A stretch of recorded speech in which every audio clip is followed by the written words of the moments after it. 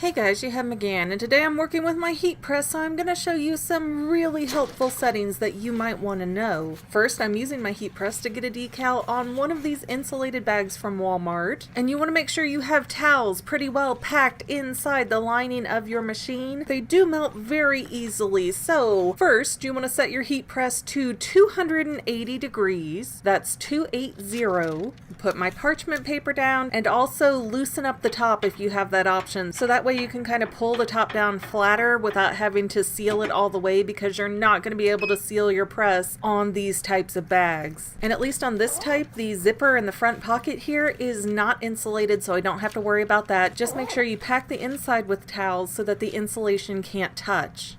And press. And I can't use my timer because I can't pull the handle all the way down because the item is too puffy to press as normal. So I'm just going to hold it down. I'm going to count to about 10 because I really don't want this to mess up on the inside. And I'm just going to check with it a couple of times to make sure it's where I need it to be and not melting or anything. Adjust as necessary. And I messed up that S. Overall, the bag came out really good, except the S kind of curled weird at the end and then it didn't stick right, but that's a user error because I was trying to check to see if the vinyl was sticking. So when you're doing that, just be careful because these bags don't take heat as easily as a canvas bag or a shirt will. Next, I'm putting some heat on a shirt to iron it out really quickly, and I am using glitter vinyl from Cricut, so I'm going to set my machine up to 320 degrees, 320 in case you can't hear me, and I'm just going to press this several times.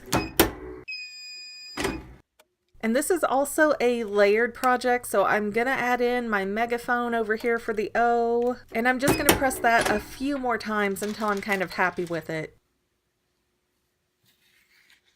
And then same thing with the green shirt, I'm just going to press it flat to get all the wrinkles out. Then I'm going to add my Sailor Moon design. And this video is time-lapse, so it might not look like it, but I am pressing all of these at least 3 to 4 times for each shirt to make sure that the vinyl is getting sunk in nicely with the fabric. Now to do the same thing with a regular vinyl heat transfer, I am going to put my machine on 305, set up my graphic just how I like it, and oh shoot, I just noticed with my filming lights here that I didn't perfectly weed out Ron, so I'm going to do that and work on his mustache right now. This heat press is still active, it's very hot. If you have to do something like this, please be very careful. So after several presses, the final result is that my vinyl peels right off and it looks great on the shirt. This is Scissor or Sizer brand, I don't know what you call it, but be careful because some of them will let you pull up whether it's hot or cold, and some of them are just hot or just cold. So make sure you know what your brand of vinyl allows before you rip up that plastic sheet.